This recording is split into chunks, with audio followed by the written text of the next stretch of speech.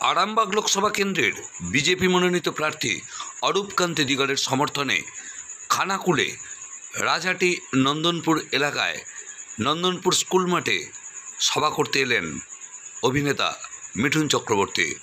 तिनि कि बोललेन आमरा शुनबो। देखছেন নিউজ 7 সকাল। তারা বলে না এই ডায়লগ একটা ফিল্মের ডায়লগে ফিনিশ আউট। যাও ডায়লগ তো আমি বলবো, একটু ঘুরিয়ে বলবো। আমি জল ঢোড়াও নই, ফেলে বোড়াও নই। আমি জল ঢোড়াও নই, ফেলে বোড়াও নই। আমি এমন একটা সাপ যে গর্ত থেকে ছোট ছোট ইঁদুর বার করে আনি। হ্যাঁ ওটাও বলবো, মারবো এখানে। হ্যাঁ ওটাও বলবো, ঘুরিয়ে বলবো। আরে চিমটি কাটবো এখানে, চিমটি কাটবো এখানে, আর লাল পিমিনের জ্বলন হবে এখানে সেখানে সেখানে। বল নাম আমার বাংলার আজকের দিনের সাথে মিলে যাবে। ওই আমাদের গড়া এই বাংলা আজ কেন হয়ে গেল কাংলা? যদি প্রশ্ন করে বীর নেতাজি, কি তার জবাব দেব আমরা? ওই আমাদের গড়া এই বাংলা আজ কেন হয়ে গেল কাংলা? যদি প্রশ্ন করে বীর নেতাজি, কি তার জবাব দেব আমরা? শুধু একটাই জবাব, বন্দে মাতরম, বন্দে মাতরম, বন্দে মাতরম। এটা মনে রাখবেন, আমাদের পশ্চিমবঙ্গে যদি এবার পরিবর্তন না আসে, তাহলে আগের দিনে পশ্চিমবঙ্গে একটা ভয়াবহ জায়গা তৈরি হবে। এরা সব বাঁধন খুলে দেবে, সব বাঁধন খুলে গেলে চুরি দুর্নীতি করবে, আপনাদের বলার জন্য কিচ্ছু থাকবে। হ্যাঁ বাবা এই দাঁড়া ভাই এক সেকেন্ড। হ্যাঁ তুমি ছবি দিলে তো তুলে দাও।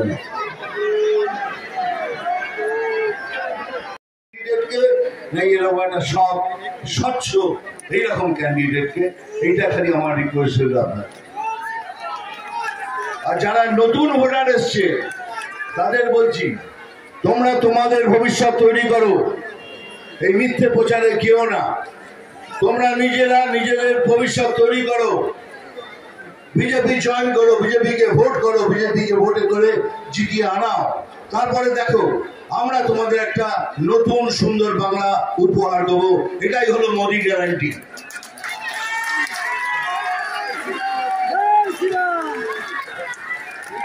আরে দৌড় বোঝাই যেখানে এই তোরা সব আমার প্রোগ্রাম দেখিস না,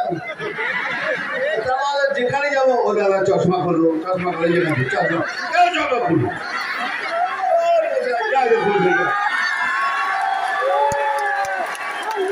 আরে ভাই আমি জানি আমার চোখ দুটো খুব সুন্দর, এই ব্যাপারে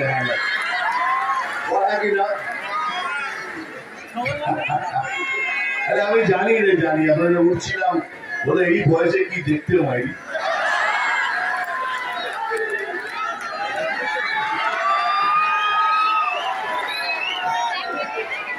এখন কি হয়েছে জানিস, এখন ওদের অবস্থা এমন হয়েছে কি আর বলবো, আমার গানগুলো সব মিলে যায়। ওই লাঠি ভেঙেছে গেল ঠ্যাং, আরে ওই লাঠি ভেঙেছে গেল ঠ্যাং, ভাঙলো মাথায় তোমার বেল। ও চাঁদুরে দেখলে কেমন তুমি খেয়ে, ও চাঁদুরে দেখলে কেমন তুমি খেয়ে। देखो बीजेपी क्या तेरी गोदी पे बैठ जाऊं क्या? गोदी पे बैठूं? हो गया? अभी सुनो, मेरे पास वक्त कम है, सुनो। এখন আমাদের বিজেপি পার্টি এমনি যাকে তাকে সিট দেয় না, যাকে তাকে ক্যান্ডিডেট করে না। এই পার্টির একটা প্রসেস আছে। সেই প্রসেসের থ্রু দিয়ে ক্যান্ডিডেটকে চুজ করা হয়।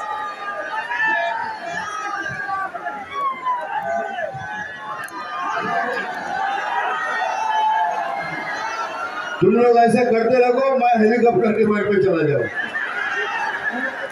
तो चुपचाप सुनना। আমাদের একটা প্রসেস আছে, সেই প্রসেসটা হলো আপনারা আমাদের সাথে আমার সঙ্গে হ্যাঁ মেলাবেন না মেলাবেন, সত্যি হলে মেলাবেন। বলুন যে বিজেপি একটা দুর্নীতিগ্রস্ত পার্টি না? না তো জোরে বলো না। এরা কি গরু চুরি করে? এরা কি বালি চুরি করে? এরা কি কয়লা চুরি করে? এরা কি বিদ্যা চুরি করে? এরা কি রেশন চুরি করে? তাহলে ভাবুন, এইরকম একটা স্বচ্ছ সৎ পার্টি কাকে সিলেক্ট করেছে? আর একটা সৎ, এই অরূপকে। এই অরূপ কান্তিকে এই বিজেপি পার্টি ক্যান্ডিডেট সিলেক্ট করেছে। আমার মনে এইরকম একটা সৎ স্বচ্ছ ক্যান্ডিডেট এখনো আমি দেখিনি। এর কাছে কিচ্ছু নেই, ভাড়া বাড়িতে থাকে, ওই ইএমআই টাকা নিয়ে যদি সংসার চালায়, এর থেকে সৎ আর কে আছে? এবার আর একটা পার্টি আছে আমাদের অপোজিশন। এবার বলুন এটা দুর্নীতিগ্রস্ত পার্টি কি না? হ্যাঁ বলো। এরা গরু চুরি করে? হ্যাঁ। এরা কয়লা চুরি করে? হ্যাঁ। এরা বিদ্যা চুরি করে? হ্যাঁ। এরা রেশন চুরি করে? হ্যাঁ। দুনিয়া ভরে চুরি করে। তারা সিলেক্ট করেছে আরেকজনকে ভোটে দাঁড়াবার জন্য। এইবার 5 মিনিট ভোট দেবার আগে একটু ভেবে তারপরে ভোট করবেন, কাকে ভোট করবেন। এরা তো আবাস যোজনার 12,500 টাকার বাথরুম তৈরি করার জন্য প্রাইম মিনিস্টার দিয়েছিলেন, সেটা পর্যন্ত ছেড়ে দিয়েছে। তারা বাথরুম সেটা বলে ছেড়ে দিয়েছে। তা এরা এত চেঁচাচ্ছে কেন? টাকা দিইনি, টাকা দিইনি, গান শুনছি 100 দিনের টাকা দেয়নি। তাই যদি হয়, চলুন আপনাদের সামনে আমি চ্যালেঞ্জ করছি, ওনাকে বলুন যে প্রেস কনফারেন্স করতে আর কাগজটা তুলে দেখাতে। এই দেখুন, আমি 2,30,000 কোটি টাকার হিসেব দিয়ে দিয়েছি, আমার টাকাটা দিন। আপনি তো নামবেন, আমিও রাস্তায় নামবো প্রতিবাদ করতে, এখন টাকাটা দিন, বলে আমরা সবাই রাস্তায় নামবো পশ্চিমবঙ্গের ভালোর জন্য। কিন্তু উনি পারবেন না, উনি জানেন উনি মিথ্যে কথা বলছেন। অনেক আরো টাকা দেয়নি, এত টাকার কোনো হিসেব দেননি। 3 নম্বর, এই যে বলে ওই পার্টির নাকি ভোট ব্যাংক হলো মুসলমান ভাই বোনরা। আমি বলছি না, ওদের ভোট ব্যাংক হলো কারাপশন, দুর্নীতি। দুর্নীতি হলো এদের ভোট ব্যাংক। যতদিন দুর্নীতিতে থাকবে এই রাজ্যে এই শাসক দল থাকবে। ওরা জানে দুর্নীতি শেষ, আমরাও শেষ। যারা এই ভ্যাট নিয়ে দৌড়ে তারা দেখবেন কেউ না কেউ কোনো না কোনো দুর্নীতির সাথে যুক্ত আছে। এই পার্টি কোনো সভ্য মানুষ করতে পারে না। যাদের আত্মা আছে, যাদের মধ্যে সততা আছে, তারা কোনোদিন এই পার্টির ঝান্ডা হাতে দিতে পারে না। এটা একটা চোর পার্টি।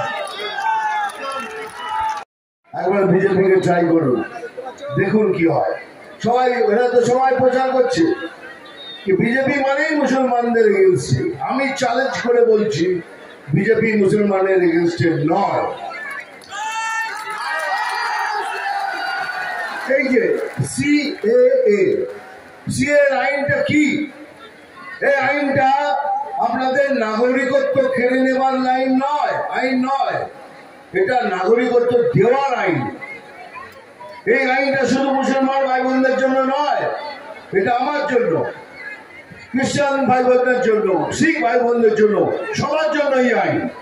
শুধু আপনার কাছে জালি নয়, আসল আধার কার্ডটা থাকতে হবে। কেন যেভাবে এরা জালিয়াতি করে লোককে পয়সা নিয়ে মিথ্যে জালি আধার কার্ড বানিয়েছে তাদের জন্য। আমাদের জানতে হবে কতজন মিথ্যেবাদী এইখানে রয়েছে এই দেশে। আপনার অধিকার কেড়ে নিচ্ছে ওরা। সিএ কারোর এগেন্সটে নয়, সিএ আপনাদের জন্য, আমার জন্য, সবার জন্য। তারপরে দেখুন গলা ফাটছে, আমাদের 100 দিনের টাকা দিচ্ছে না, আমাদের 100 দিনের টাকা দিচ্ছে না। 100 দিনের টাকাটা দেবে কে? কার পয়সা এটা? বিজেপি বিজেপির কি অধিকার আছে এই পয়সার উপর? এটা আপনার আমার সবার ট্যাক্স পেয়ারের পয়সা। বিজেপির কোনো অধিকার নেই। বিজেপি আটকাতেও পারে না, দিতেও পারে না। বিজেপিকে কেউ অর্ডার করে, কে অর্ডার করে? ক্যাগ, CAG, ক্যাগ বলে একটা আমাদের এজেন্সি আছে। সেই এজেন্সি সমস্ত রাজ্যের পয়সার হিসেব নয়। তারা বিজেপিও নয়, কংগ্রেসও নয়, কেউ নয়, ওরা কারণ নয়। সমস্ত রাজ্যের পয়সার হিসেব নেয়। হিসেব নেবার পরে বলে ঠিক আছে, এবার পয়সা রিলিজ করো। এই একমাত্র পশ্চিমবাংলা, তাতে লেখা আছে না, দেবেন না। 2,30,000 কোটি টাকার হিসেব দেয়নি। 2 লাখ টাকার হিসেব নয়, 2,30,000 কোটি টাকার হিসেব এই সরকার এখনো দেয়নি। সব ঝেড়ে পড়ে সাফ করে দিয়েছে।